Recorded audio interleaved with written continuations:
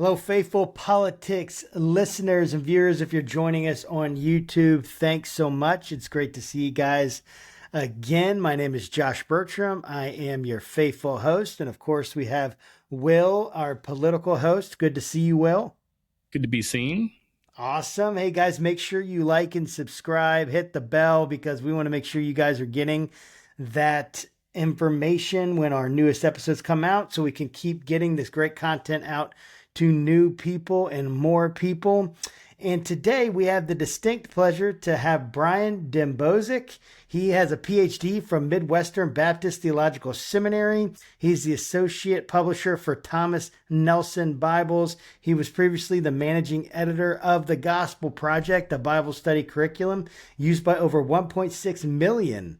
That's million with an M, millions and millions. I feel like I should say it like Donald Trump, of adults and teens and children each week. And he's also been a pastor, discipleship pastor, and family pastor. He lives currently in Tennessee with his wife and 3 children. Brian, thank you so much for coming on the program with us today. Josh and Will, thank you so much. It's a joy to be with you guys. Man, it's a joy to have you. So you wrote a new book that we're going to be talking about, Family Discipleship That Works, which implies, of course, that there's some family discipleship that doesn't work. But Yes. Before we get into all of that, kind of give a little bit more about yourself. I gave a little bio there, but what do we miss? Who is Brian, and why are you writing books about family discipleship? Yeah, man, I'm an introvert. So that's like one of our least favorite questions. Tell us about yourself. It's like, give me some guardrails. No, the intro pretty much hit it. I mean, I've been married to my wife, Tara. We got married in 2001. So what is that? 23 years now. And we have 3 amazing kids. And so God has just blessed us with our family and trying to do family discipleship in our home. It's been a hit or miss our time. I tried to be vulnerable in the book and admit times that it has gone off the rails and struggles we've had. But that coupled with some research I was doing in my PhD work really started taking me down into this area of family discipleship. So, I mean, I don't know what else there's to say about me. I work, as you've talked about. I got a family. I don't know. Hey, that's all good. I appreciate that. I appreciate those answers. So, you have this new book that has come out, Family Discipleship That Works. You discuss common challenges that parents face in discipling their children. So, what do you think are the most significant hurdles? How can we overcome them as parents and people that want to disciple our kids? If we want to, those who are Christians, but everyone wants to disciple their kids in something. And Well, so what yeah. do you think? Yeah, I mean, Josh, that's true. Everybody's discipling in one direction or another, whether you're doing it intentionally or unintentionally. That's kind of the default thing. We're all disciplers, just like we're all worshipers. It just depends what we're worshiping and how. But when it comes to Christian families discipling, and Josh, as you said, I think most want to disciple. I think most know that God gave them that primary calling. They want to do it. I don't know if there are many parents who there are, but I don't know if there are many parents who dig in their heels and say, no, I refuse to do that, or it's not mine, or whatever. Again, there's some. I don't think that's the norm. I think the norm is they want their kids to have some kind of vibrant faith. And the challenge to that is a couple of things. One, I think a lot of parents don't really know what that looks like. And they try to copy what they experience in wherever they worship as a family. And they hear probably a pastor preaching long messages, and they hear worship singing that is like amazing. And they hear long prayers with big words. And they think they have to replicate that in the home, and it doesn't work. And so they get frustrated and stop. But I think the biggest hurdle, and this is kind of what the research kind of led me down this rabbit hole, I think most parents simply don't know the destination, the goal. What's the purpose? And again, I think one of the defaults is, all right, I just have to share the facts of the Bible. And again, that can be intimidating. It goes back to the first question or the first problem. Man, I haven't been to seminary. I'm trying to make heads or tails out of this. Yes. And, what happens if my kids ask me some of these hard questions? I don't know how to answer them. So it's intimidating. But then they think, all right, well, let me just read the Bible and talk about the facts. And as long as my kid knows facts of the Bible, and as long as they trust in Jesus, okay, that's a big goal. I know that, and it is a significant goal. But then it really, that's not what the Bible talks about. The Bible talks so much about living our faith, not just acquiring our faith, but living it out. So in the book, what I try to do is present before the readers this ultimate goal of helping our kids come to know who Jesus is. That's the information. Again, that matters. Trust in Jesus, their salvation, again, matters critically. But then I think the missing link, live like Jesus in their context. And so that I put before parents as that ultimate goal. And I think that's, in my estimation, that's what's missing most, Josh. I think that's really an astute observation, because as a parent myself, I've got two kids, 8 and 10, and you know, when they were younger, or I mean, they're already young, but you know, when they're half their age now, you know, like I'm sitting there thinking like, okay, like how do I get the kids to love and appreciate God, Jesus, the way I do? Because I didn't grow up in a Christian family like my wife did. My wife's a pastor's kid, but I didn't. So a lot of what I was doing is just trying to replicate what other people are doing. You know, I'm just like getting freaked out that my kids weren't into Veggie Tales. I was like, oh my God, like my kids aren't. It's all over. They don't even like Chick-fil-A. I know. Well, one of my kids do, but okay, that one's saved. I don't know about the other one.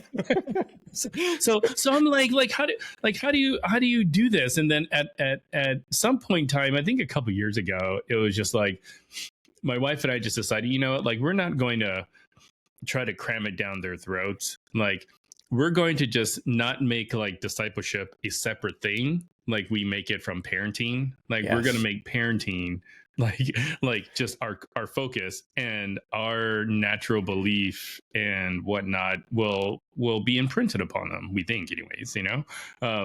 And I'm wondering, like, how do you, like, what's your experience in, you know, trying to get kids to I don't know, like love God, love Jesus, in the same way that we do, or is that just like a false comparison that, and really unrealistic expectations we're placing on our kids? No, Will, that's a fantastic question, and I agree with you completely. And actually, I address this in the book a little bit. And Deuteronomy 6, of course, that is the seminal passage, the Shema for discipleship in the home. But when you think about it, and you look at it rather, Deuteronomy 6 is not as much about family worship experiences, which I think are important, having some kind of structured time during the week or whatever. But really, Deuteronomy 6 is talking about a way of living. And so the best way we can stamp or impress faith upon the hearts of our kids, not the behavior, the hearts, and the heart leads to the behavior, is, I think, what you're describing. Are we as parents living out our faith on a regular basis? Are we showing joy? Do we have genuine joy in following Jesus and knowing him? And is that going to connect? That, because if we take family discipleship and think of it as just kind of school in the home where we have to teach who Jesus is, you already hear my words I'm using. School, teach. How do kids generally, how are they going to grab onto that? I mean, there are some kids who love going to school, but many do not. And so if we turn into this academic exercise in the home, and there is an academic aspect, I'm not saying there's not, but if that's our primary, if that's what we're presenting it as, of course kids are going to have trouble with that. And if we're hypocritical, that's a big thing we see in the church, isn't it? If we're hypocritically talking about Jesus and we're doing something and we read about loving Jesus, and then we go, well, in your realm, we see something political online, or we go yell at somebody as we're driving by them, and we're not demonstrating love, our kids recognize that. So it's that, I think that living it out, Will, is the sweet spot. So my contention is the days that you're living out your faith, the times you're living it out, the times you're showing them what it means to be a follower of Jesus, is far more impressionable on our kids than our organized time of worship. So you talk about this idea of improvised discipleship, which kind of relates to what, your answer that you just gave, in the sense that, many times we're looking for this, or people think that they need to have this very structured, idea and curriculum that they take their kids through. And if they don't take their kids through this, they're bad parents, and they're essentially assigning their kids to hell or a life of suffering without God. And so the only way they can be a good parent is by making them read the Bible, and you have to read the certain amount every day. And if you don't do this, you're a bad parent, which I've essentially grown up with that kind of idea, that kind of message. And yet, this idea of improvised discipleship seems to be somewhat different than that. This idea of creating organic, faith centered moments where it's in the everyday life. And I'll give you an example, and I'd love you to kind of give maybe, and I don't know if it's analysis, but kind of give me what you think about this example, and then kind of help us understand how can we create these everyday ideas. Because very much like what Will said, like I have not approached discipling my kids with a really heavy hand. I have definitely just let them live their life with me. I do read the Bible to them, but I'm more sharing the things about what I love about the Bible. Yeah. And I would listen to them, like we would listen to the Bible together. And then my son, or I'd show him like YouTube videos, like the Bible Project videos. Yes. I love, some of those got a little intense though, to be honest with you, for them to like, oh my gosh, they're like my kids. But I would talk to him about that. But the biggest thing, like my son used to listen to the Bible every night, and I would sit there, and it was so sweet. And then now he listens to Jim Gaffigan and Nate Bargatze every night instead of the Bible. And I kind of feel like, is that like good or is that like bad? But I sit in there. No, I say that kind of joking, but I've tried to just let them know what's going on in my own life, let them see it in front. But I do sometimes feel like I'm not doing well, and I'm a pastor. I'm supposed to be, having this great, and I just feel like I'm failing, to be honest with you, many times. What do you think? Well, Josh, you just threw a lot out, so I'm going to try to chase it down, but I might forget something. So if there was something that was kind of pressing, good. We'll come back to it. But let me start kind of with the back and work. You mentioned, used to listen to the Bible and now listening to great comedians. I think that's one thing, is we need to help our kids see balance in life and see that God, he wants us to live a joyful, abundant life. And that is not praying and reading the Bible 24/7. His intention, you go back to Eden, we see his intention was, he didn't say, Adam and Eve, all right, here's what I want you to do. Nonstop, I want you to be praying to me. Nonstop. He said, go farm, enjoy each other. And so I think we need to, there is a point where anything sinful we cannot do and turn into worship of God. But short of that, there is something, I think God's heart is delighted when his children are enjoying his creation, and those who have fulfilled or are fulfilling the creation mandate to build culture. And so I think that's good. And so if we can help our kids see faith is lived 24/7 in all these different contexts. And when you're listening to a comedian, that can be an act of worship if you get that to this understanding of, God, thank you for designing humans with this sense of humor. Thank you for giving us this gifted individual who made me laugh. Thank you for joy. So I think that's that. Yeah, that's one big thing, is we don't want to put our kids in the box and do the sharp divide of, here are the spiritual things that are usually not fun, and here are the non-spiritual things which are usually fun, and you need to do all the spiritual things much more or completely.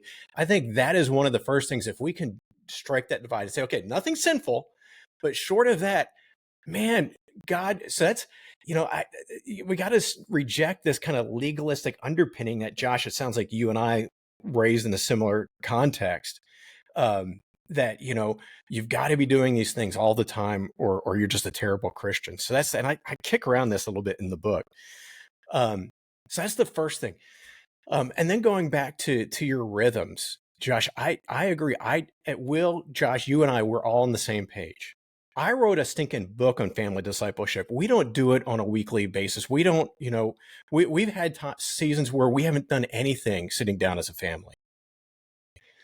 And I think the danger is if we never do anything, of course, that's a problem. And so I think my contention is we need to have this mix of, I think it's ideally, and I'm trying to be very careful with my words to avoid any kind of thou shalt in this. But I believe one of the better things for family to do is consider what would it look like if we tried to protect maybe once a week, because that way you can build rhythms. If it's fewer than that, it's harder to build a rhythm. Once a week for 10 minutes. That's it. And start out easy, start out slow with something. Just read the Bible passage that was in church Sunday, or just read a section of scripture or whatever, and do whatever your family's comfortable with. I have been force-fed some family discipleship models in the past. I was at a church and you're like, hey, we want to offer families to use this. And it just didn't connect with our family. It probably connected with someone. It just didn't work for us. And so we stopped. So find something that works for your family and just do a little bit. And the reason is because I think that gets a rhythm of faith in the home. But also, the term has escaped me. There's a term for, like, right now, if I say blue Volkswagen Beetles, and there's a higher chance you're going to see a blue Volkswagen Beetle after this. Why? Because I made it manifest? No, because it's in your mind. And so you're aware of it. So I think it's the same thing. If we let Jesus slip away from our minds, then it's easy for us to miss him in everyday life. So at least if we have a couple of times worship on a regular basis with a church family, a family discipleship effort of some level worship, we're keeping Jesus a little bit more central. And then I encourage parents, the other thing I would say, again, starting with this easy rhythm, is try maybe to pray a brief prayer at night. And sometimes my family, it has simply been, hey, what are you guys thankful for? And my 3 kids will give something, and we're like, amen, let's go to sleep. Sometimes it's a little bit more than that. But again, what we're trying to show our kids rather, is, you know what? Having and living out faith in Christ does not always have to be the super structured, organized, pious language affair that we make it out to be. Just like in our relationships, sometimes I'll use a little bit more formal language with somebody at work. Sometimes I'll use less formal language. I generally use less formal language with my family. And so it's that same thing. This is our Father, and Christ is described as our brother. And so having a comfort there, I think, is appropriate. A comfort that is saturated with reverence, of course. But I think that is helpful. So, I look at it and say, man, if you have a family who is, parents, their heart is for their kids to come to saving faith and to live out their faith, and we're touching with that on some aspect, I can tell you this, first of all, based on the research I did in statistics, you're already doing family discipleship far better than most American families. That's really comforting. As a parent, like you have very few moments where people actually say, hey, you're doing a great job, Mom, Dad, So I'll take the small win. Will, you're right. Can I jump off on that for a second, Mm-hmm. Will? So one of the first things, I opened the book with talking about what we're kind of scratching shoulders with. Josh, you're waiting as a feeling, man, am I living up to this? And so forth. Am I failing in this? And Will, what you just intimated, and we hear it quite a bit, don't we? With our pastors or books and written, they're like, hey, you guys are failing. You guys are just, you're terrible. What is wrong with you? And one of the things I've heard and read are times where people say, families, American parents are not discipling in the home today like they should, which is true. If they only would get back to discipling like a generation or two ago. Have you guys heard that or something to that effect? I mean, yeah. I definitely have had that. Yeah, that sense. Absolutely. Yeah, it's this idea is that prior generations got it right, and we're getting it wrong. So I sincerely started doing some research on this, Will, and I said, all right, well, where's that generation? Because I want to learn from them. And so, I look back a generation or two, And guess what quotes I was finding? Parents today are not discipling the home like they should. If only they were discipling like they did a few generations ago. And so I said, all right, let me go a couple more generations back. I chased it all the way down to the Puritans. I can't find a generation of parents in America who discipled well.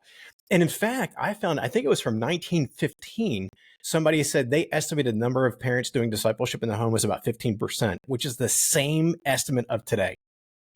So I take all this, and I had this early in the book, and I just walk back through it and say, all right, here's another quote. Here's another one. And here's my heart on that. Here's what I want. Any parent who trusts me enough to buy this book and read it, I hope it becomes quickly apparent I am for them, and I do not want to put my foot on their throat.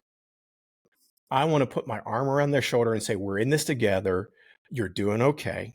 You can do this. Let's take baby steps, and let's be that first generation American parents who truly get this right.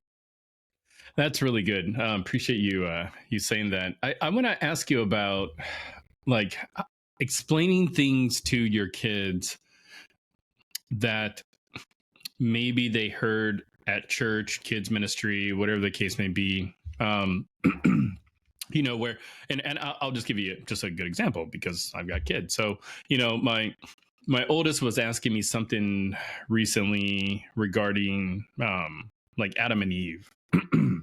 And more, you know, more specifically, kind of like how the earth came about and so on and so forth. I happen to subscribe more with the evolution, Big Bang. That's just kind of where my brain's at. You know, I'm not necessarily like young Earth creationist or anything like that, or, you know, and also I'll color that comment with the fact that we've spoken to a ton of theologians on this program, people way smarter than I am on the Bible, that talk about metaphors and the way that some of the writers, you know, use metaphors to kind of paint a picture and explain things. So, you know, when my kids are asking me questions in the Bible about, you know, hey, where do dinosaurs fit in, you know, or like what happened in the garden, you know, where Adam and Eve were, and I'm just like I have a hard time trying to figure out like I don't want them to think that the Bible is just full of lies. Yeah. but at the same time, they're not old enough for me to explain like maybe what a metaphor is. So like, how do you navigate that space? Yeah, first of all, answering that last question, I think you can explain that on a simple level, especially with 8 and 10-year-olds and even a little bit younger. And I would use an example they might be familiar with, like sunrise. We use the expression sunrise all the time. And it looks like the sun rises, but it really doesn't. We know it doesn't. And so that's an example. You can think of other examples like that. We say, hey, sometimes we use words that don't quite mean, or, you know, like right now, if I said, hey, how you doing? It's good to see my brothers.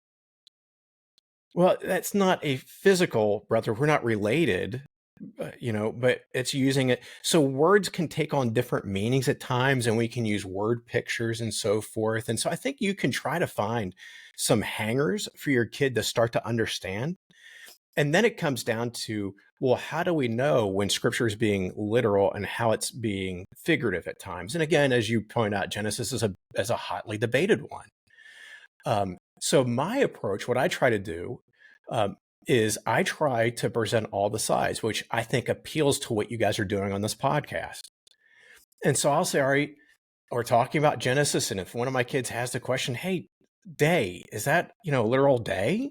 And we can say, well, you know, we can use day in different ways, can't we? We can say a day is a 24-hour period of time. We talk about Christmas Day. We know that's a day. But also we can use day as an expression of an imprecise period of time. In my day, we didn't have cell phones. Well, I don't mean a specific 24, I mean a period of time. So we can still use words differently. So some people believe when Moses, who a lot of people believe wrote Genesis, was writing this, he had in mind through God giving him these words to use a literal 24 hours day, which means it all took here. Here's the strengths of that argument. Here are a couple of head scratchers if you believe that. And then here on the other hand, we have some people who believe that it may have been a longer period of time. And then you have some, you know, thoughts to that. Well, maybe there was this evolutionary process, and you can bring in as much or as little as you want to bring to bear. And then you kind of, hey, do both those kind of make sense?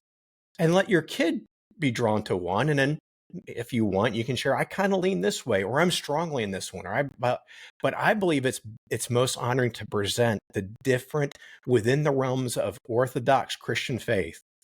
Here are the different options here. Here's what I believe and why. But here's the thing, and I'm trying to do this with my 19-year-old.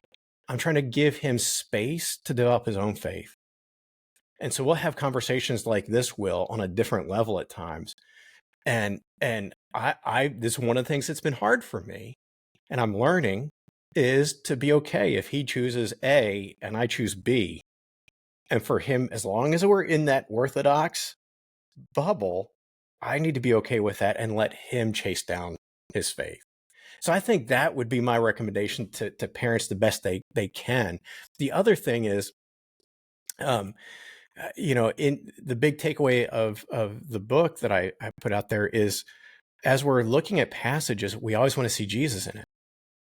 And one of the things we can do a lot of times, Josh, you might be familiar with this, and Will, you too, I don't want to dismiss, but as a pastor, the Christocentric approach, where everything we see examples of what Jesus did for us, his work. And I think that's really helpful, but I think sometimes that gets forced. And we start looking for, something in everything. Everything starts having meaning.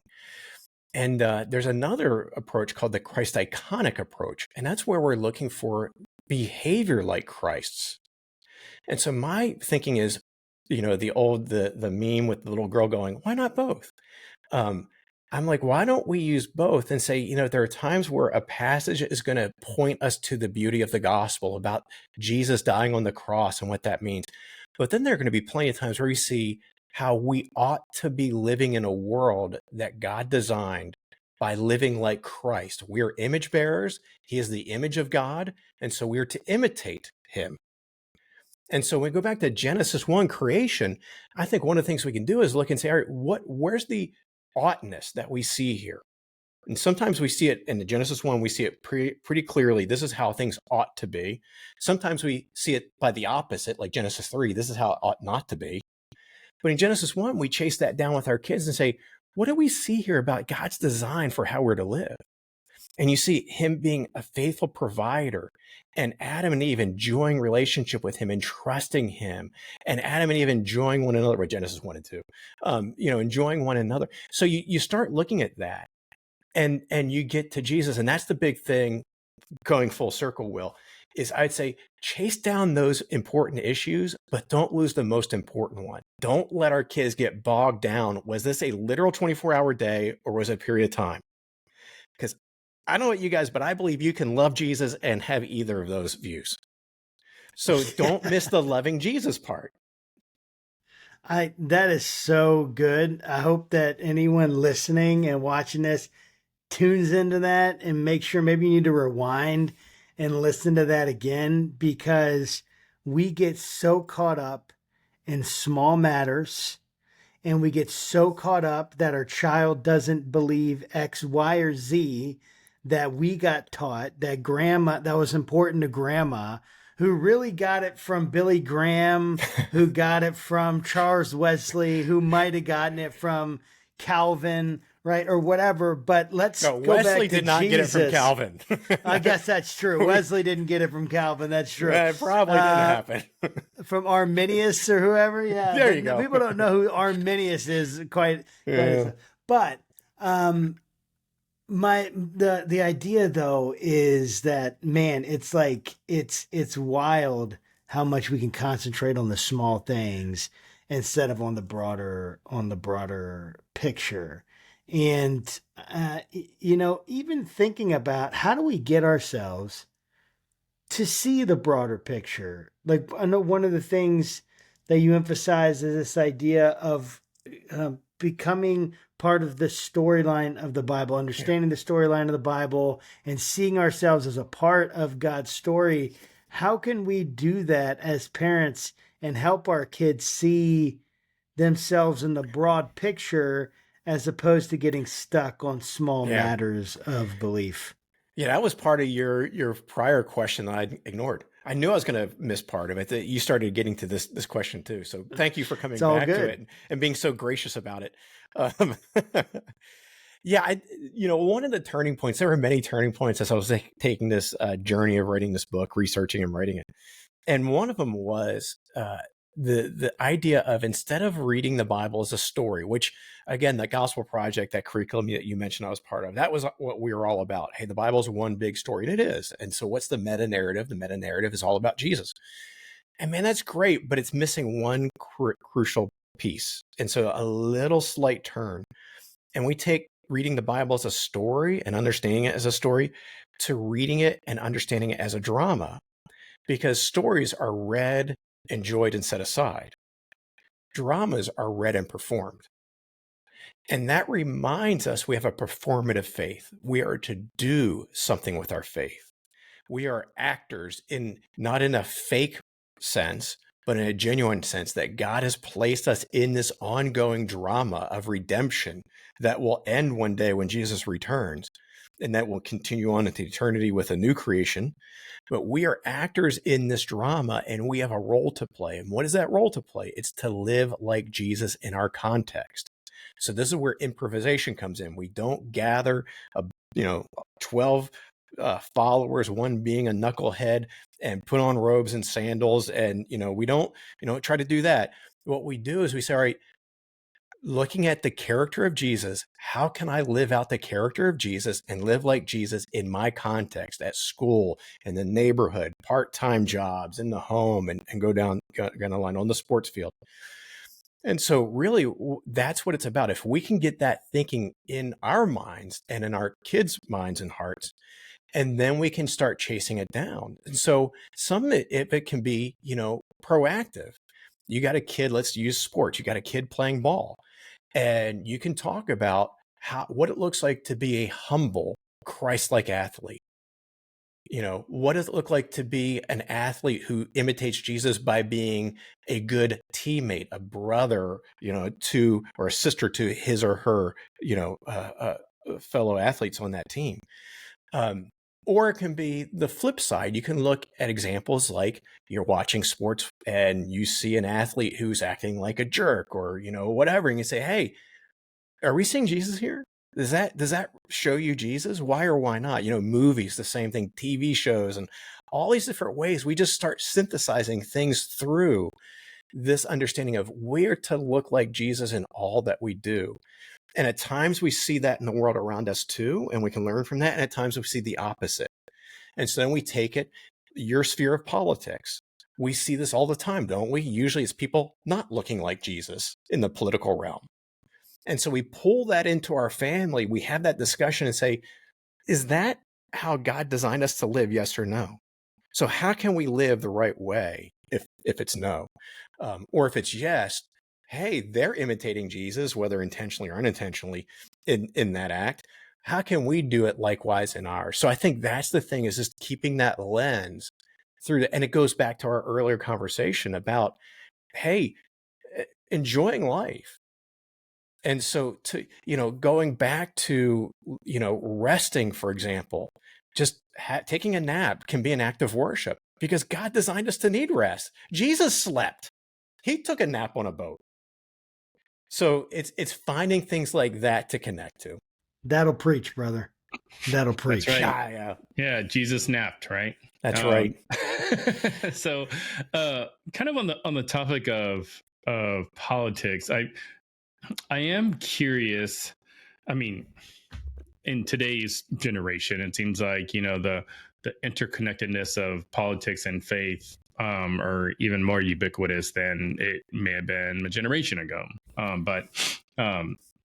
So I'd be curious if you think, the way we disciple our kids about our faith can be replicated to do the same thing about politics. And I'll give you another example.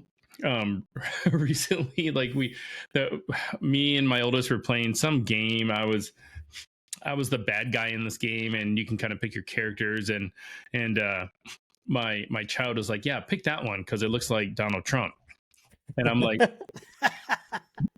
and then I stopped and turned to him and I was like, why do you think Donald Trump's the bad guy? Now, mind you, like, I'm a progressive Democrat, like, but I'm curious about like why he thinks Trump is a bad guy, because I mean, I consume a lot of politics, but I do tend to insulate them, when I'm watching a Trump rally or whatever the case may be, because I know Trump. Like, I think Trump's a bad guy, but I don't want my kids to think he's a bad guy because I think he's a bad guy.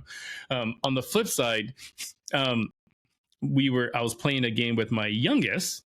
I can't remember if it was a video game or we were just role playing. Anyways, like, he wanted to be Donald Trump, because he's like, yeah, he's strong, or whatever. And I'm like, what? like what? That's awesome. And I'm like, these two kids, completely different, I don't know, perceptions of this person. And I'm like, have I failed or succeeded? I'm not quite sure. So yeah, talk to me about, talking about politics with our kids. Cause I mean, my kids are at least at the age where they're starting to kind of learn a little bit about civics, presidents and elections and stuff like that. So yeah, what do you think? Yeah, I think, first of all, I tend to believe that kids usually can pick up a little bit more on things than we tend to give them credit for. Sometimes I think we can try to treat them a little bit with kid gloves a little bit at times, and they're usually a little bit more perceptive. I remember years ago when my youngest son Caleb was, oh my goodness, he was a little guy because he could barely talk, so he was probably about 2 or something like that, and he was asking a question about Gramps, and we couldn't know his grandfather Gramps. We couldn't figure out what he meant. And so finally he lays down on the floor, closes his eyes, like pretending like he's dead. Well, basically we learned he was asking if Gramps was dead because he heard my wife and I can't remember what we're talking about. And Gramps is not dead. So anybody listeners are like, oh, no, Gramps is okay.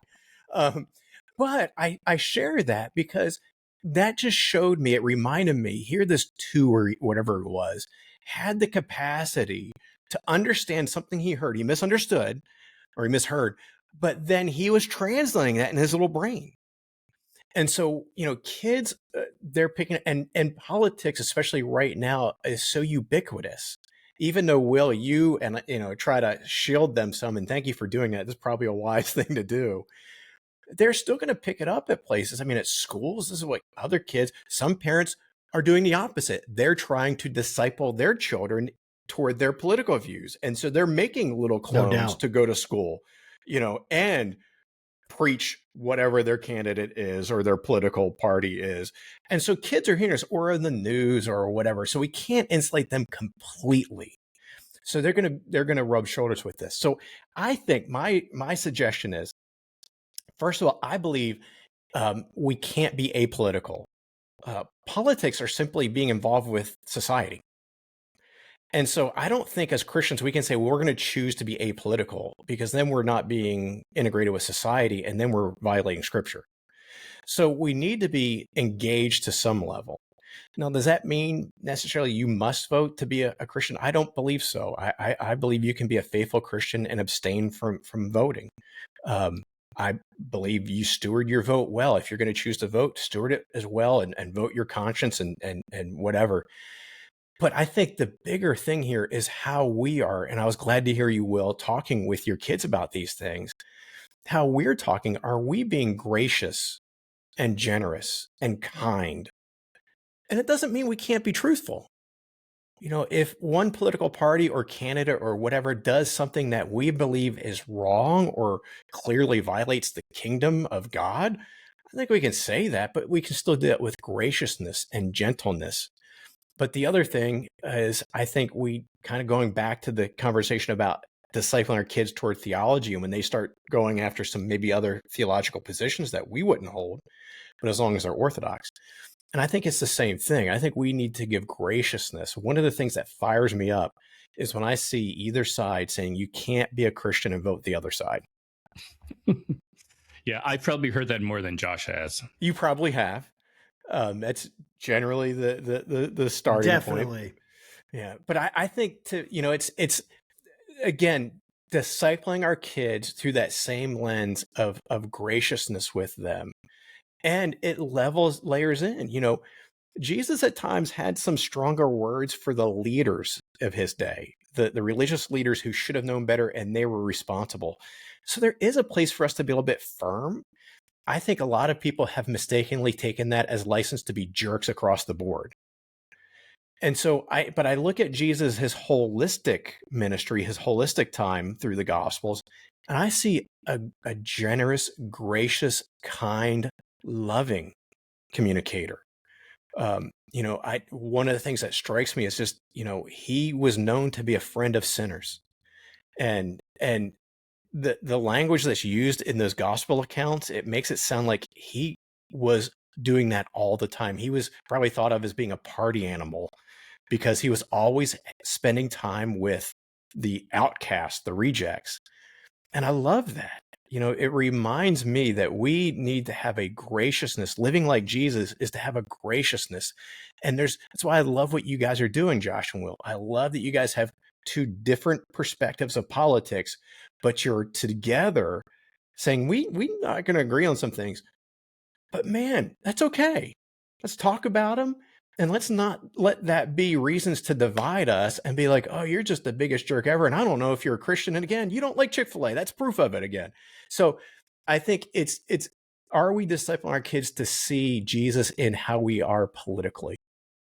I should say before you chime in, Josh, it is kind of part of my master plan to bring you to the dark side of the Democrats. And I'm going to use our two boys play with each other. Actually, we're going to his birthday party this weekend. Yes. And so my goal is to, brainwash my child, who will brainwash your child, who will brainwash you. Yes. I love it. Reverse mentoring. That's the way to say it. Reverse disciple. So there are so many questions I have, so many things. So let me just kind of get this out, and then you can respond or answer whatever you feel like, hits you the most from it. So I guess, and not to overcomplicate it. So let me give a story and then ask the question. So I hope it's better story than the Gramps dying story. You know what? Don't sell yourself short, Brian. Don't sell yourself short. That was good, man. So the other day I watched, well, it's a couple things. One, I saw this reel where this girl was crying. I mean, just bawling her eyes out, this little girl. And the mom was like, "What's wrong?" She was like, "Daddy called me a Democrat." And did I send that to you, Will? I meant to. No. I'll send it. And I'm just like looking at this, and number one, I thought it was hilarious. I sent it to some of my super conservative friends, and I'm like a true patriot, But then thinking about but this, and it's starting to it hit deeply. This girl is literally offended and hurt, and her dad used a political party as an insult, and she took it as an insult. Now, it could be dad just said, "Don't be a Democrat." And she just thought, "Oh, I don't know what that means." But she probably didn't really. She was young and was crying. Or it could have been, but I think more likely there was a lot of really negative talk about Democrats. And then saying you're a Democrat hurt her feelings. And when so thinking about my girls, I have two girls and a boy, a son and two daughters. And I'm pretty open about my feelings about politics. Ashley and I, my wife, we talk pretty openly. Sometimes I think we talk too openly, and I'd love to hear your thoughts on that. But one of the things that I guess is striking, one of my daughters like, "I want her to win. I don't like the orange man. Orange man, he's mean. He looks mean." No, she didn't say orange man. But "I don't like the mean man. I don't like him. He's angry. And I like her." And she wants Kamala to win because it's a girl. They want Kamala to win. Yep. And I'm like, or Kamala. That's what I meant. Kamala. I got to get her. They want Kamala to win. And I'm like, that's fine. I'm not gonna, get anything about that. That their reasoning is that it's to be the first girl president, first woman president. And then and my son, he's like, I just don't like Trump, and I don't like Kamala either. And I think he's basically mimicking me. Like, that's what I say, like, all the time. And I guess and I hear the graciousness, but like, at what point do we really even move over into more substantive conversations? Yeah. Substantive conversations with our children. Like, at what age? Because again, they're getting hit with all sorts of stuff all the time. Yeah. Even at kindergarten, 3rd grade, 5th grade. They're already getting hit by all sorts of stuff. And then my 5th grader is talking to my kindergartner and saying all the things, right? So it's like, well, you shouldn't like this. And I'm like, it's very difficult to navigate this political tension because it is all around us. And so I don't know if you have any insights on, like, what is too early to be talking about political things? And when should we bring them up? Yeah. And how do we navigate that? Yeah, first of all, I'd say let's not, and I'm not saying you're intimating this, Josh, but just to be clear, grace and conviction are not mutually exclusive. They're not at odds. And so we can have grace and be very clear about some things that are out beyond the scope of the gospel or the kingdom of God or scripture, however you want to define that or explain that. But we can still do that with grace and charity and so forth. So that's the first thing. So I don't want anybody mishearing and thinking, well, to be gracious means we have to compromise truth or ignore truth. And it's kind of getting back to what you're asking about. I think there are 2 principles here that I would encourage. I don't know a specific age because every kid's wired differently. And so I think it depends on that. Parents have to understand and know what your kid is ready for. And 2 principles, though. The first one is, in general, little questions deserve little answers. So if a child asks a simple question, try to give an answer in proportion to it. A lot of times that's going to satisfy the child and you go on with life. If the child asks follow-up, then you engage a little bit more. The problem is sometimes a child can ask a pretty simple question and we turn the spigot not to 10 all the way to 11. If you guys are Spinal Tap fans, you know that reference. And we just, give them everything. And that's, that's not helpful and so forth. So that's the first thing. Start with those little answers given to little questions. The other thing I would say is we need to try to be ahead of the curve and think about it's the same context with like the ideas and the topics of sex and sexuality and identity. All these things, our culture is discipling our kids in a certain way. And if we wait until we think they're ready to have those conversations about those or politics, we're going to be behind the curve. And so while it's often uncomfortable, especially the sex one, we've been there, my wife and I, it's never comfortable, but because we love them and because we want the best for them, we sacrifice our comfort level and we engage in these conversations before, prayerfully, hopefully, before we believe they need it. So they grow into the truth. So again, I think if you merge those right now, except for the littlest of our kids, a 1-year-old, for example, I don't think we necessarily need to worry about discipling in this area. But any child who maybe is going to see some of these things on TV or what we talked about before, hearing from friends, or sometimes even in churches. I mean, let's just be blunt. What do you do when your church has that politician up on stage? Or they have their voter guides, So even at church, they could be rubbing shoulders with this. And so I think what we try to do is try to figure out where our kids are and try to disciple them a little bit ahead of where they're going. So we might talk about the 2 different candidates broadly. We may talk about some things that they're for and against and try to have both sides of it. It's hard to do at times, but try to have something positive to say, about both candidates. Or if that candidate were elected, here's some good things that we might see. Here's some things that might be concerning if we see it. Try not to do the end of the world narrative, which we often hear. This is, oh my goodness, this is the most important election ever. If we don't have our person in this, the whole world's going to stop. So don't scare our kids, but help them understand what is going on around them. And if we explain, hey, there are a lot of people get really energized about this. And we start giving them hangers for their hearts, for their anxiety and so forth, and help them understand. You might hear people, your friend Billy might come to school and say, oh my goodness, the orange man's going to get elected. It's going to be terrible. And here's what you need to know, sweetheart. It's going to be okay.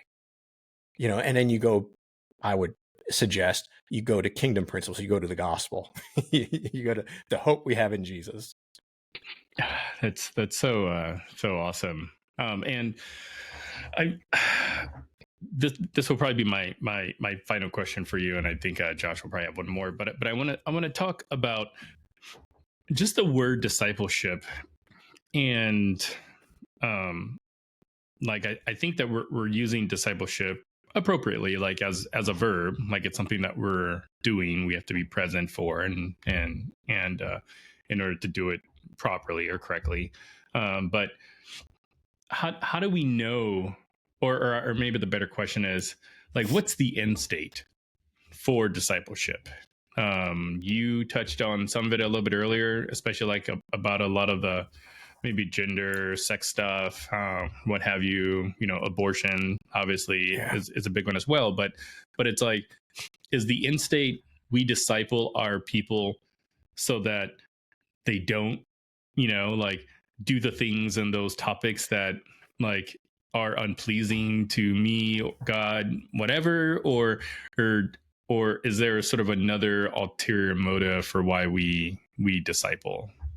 Yeah, I think it's a great question, Will. And I would suggest that the goal is in the root of that word, disciple. So we're discipling toward our kids being a disciple, which is what? A follower. Jesus said, follow me, which again goes back to living like Jesus. So I would think, there are times where the Bible has the thou shalt nots, right? And so as somebody who's discipling our kids, we want to help our kids understand God's heart behind them. Why has he said no?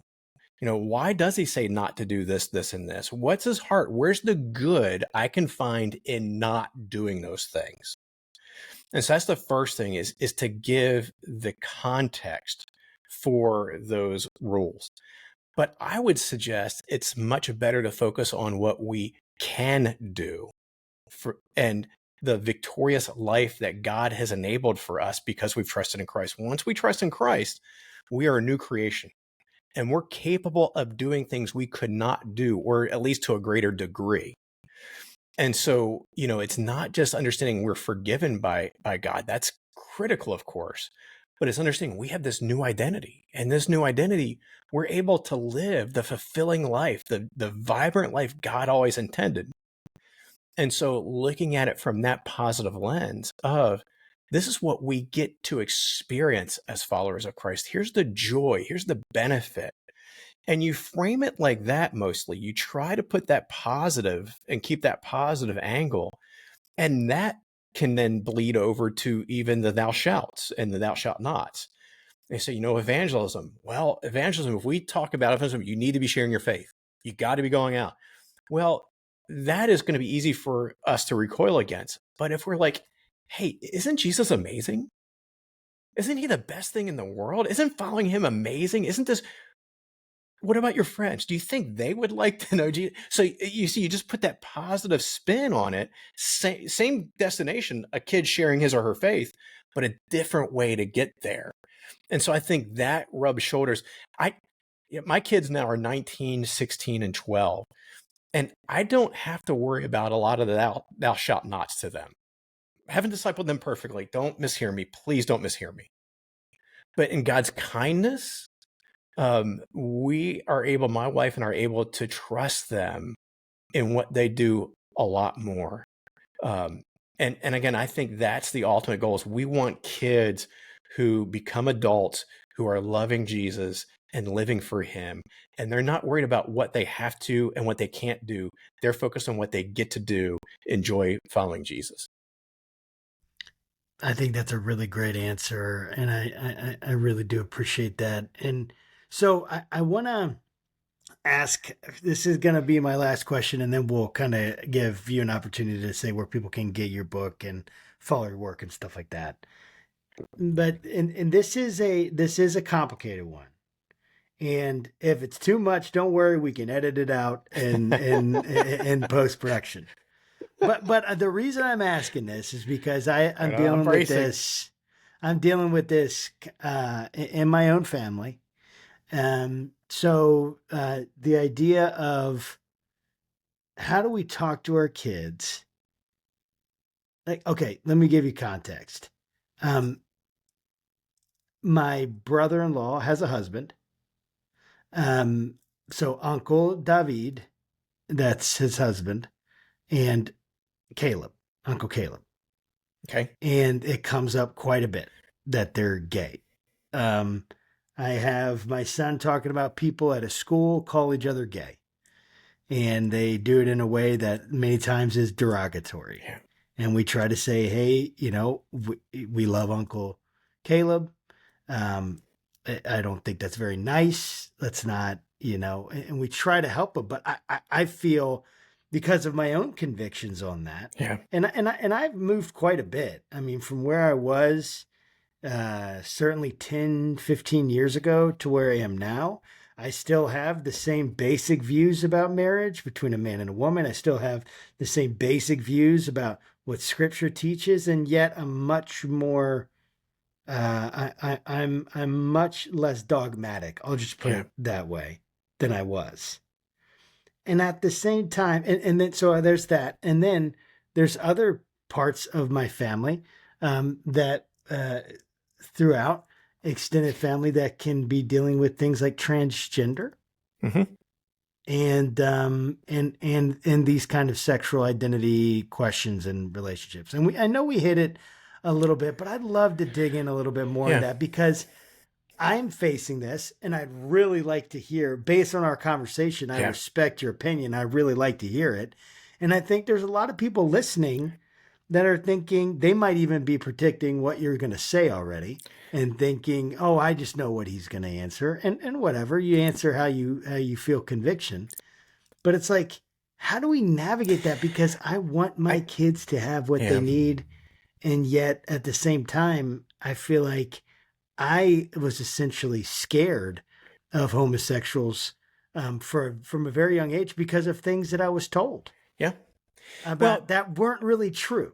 Go ahead. Yeah. And I think, so again, just my perspective of this. And so listeners, just take it with that grain of salt. And if you see godly wisdom in it, great. If you don't, then just go on about your day.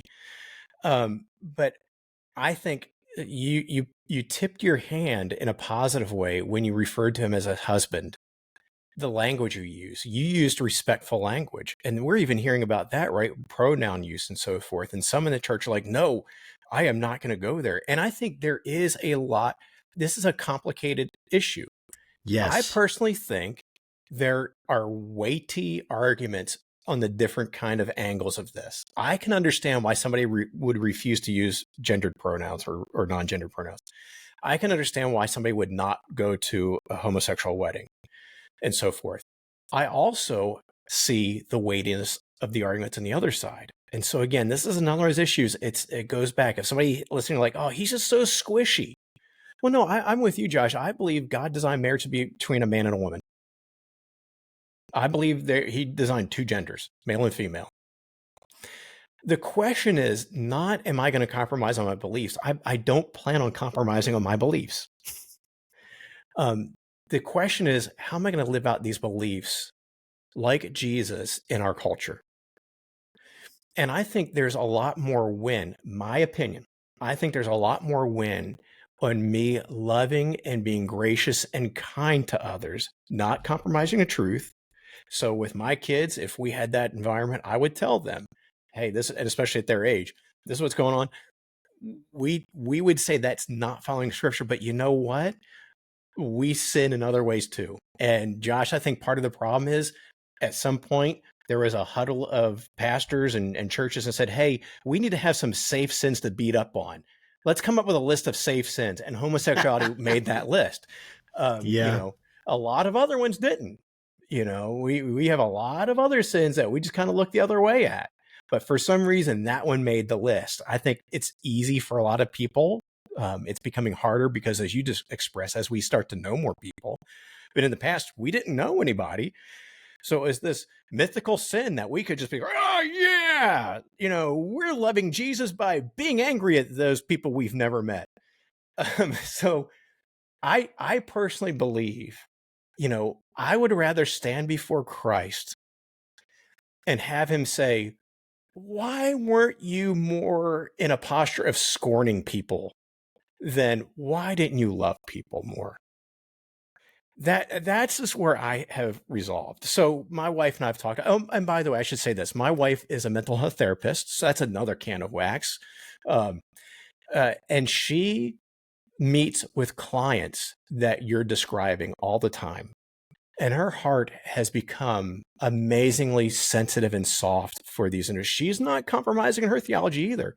But when she sits down with somebody and she hears them sharing about their experiences, it's hard for that not to move her. And for her to see these are beautiful image bearers. Are they living out a certain area of life like God designed them to? Probably not. I would say not. I'll be generous, probably not. But again, I'm not doing that in ways myself. Josh and Will, neither are you guys. The question is, are we just going to love these people? Or are we going to treat them with some level of respect? So I personally, I would use pronouns. I would go to that wedding ceremony. I would, if it was a close relationship, I would tell them, hey, just to let you know, I don't think this is following God's design, but because I love you, I'm going to be there for you. Now, again, I get it. Some other people would say, no, Brian, you're compromising what marriage is all about. It's God's institution and so forth. I get it. It's neither of these solutions are clean. But this is what I have chosen. I think that was really well said. I really appreciate your perspective on that. Brian, how can people connect with you? How can they get the book? How can they follow your work? Well, the adage wherever, I mean, Amazon and that kind of stuff, you can find the book there and other online retailers. That's where you can find the book the easiest. Everybody's going to go to Amazon. Where else do you go? And I have a little fledgling website that I crafted a year ago, and I crafted it only because I was speaking at a conference and I had to get the slides to people. So I said, let me just put up on this little fledgling website. So briandembo.com, Brian with an I because I'm old, DEMBO.com. And that has other links to it from there too. That's great. Well, Brian, thank you so much for being on the program. It was really a joy to talk with you. Yeah, I really appreciate this time with you guys.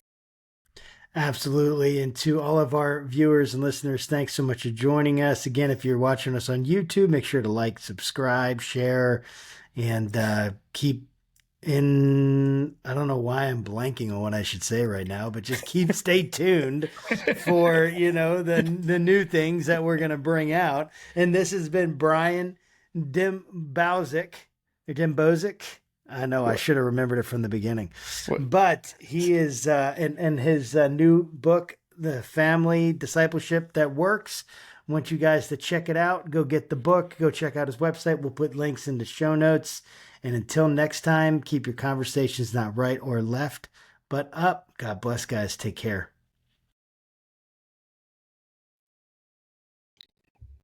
You want me to hit stop?